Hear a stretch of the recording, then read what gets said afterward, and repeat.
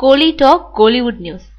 50 நாட்களை நிறைவு செஞ்சது முண்டாசுப்பட்டி. திருக்குமரன் என்டர்டைன்மெண்ட் சார்பில் சி.வி. குமார் தயாரிச்சிருந்த முண்டாசுப்பட்டி போன மாசம் 13ஆம் தேதி வெளிவந்தது. இன்னையோட முண்டாசுப்பட்டி 50வது நாளை நிறைவு செய்து இதே நாள்ல சி.வி. குமாரோட சரபம் வெளிவருவது குறிப்பிடத்தகுந்த அம்சம்.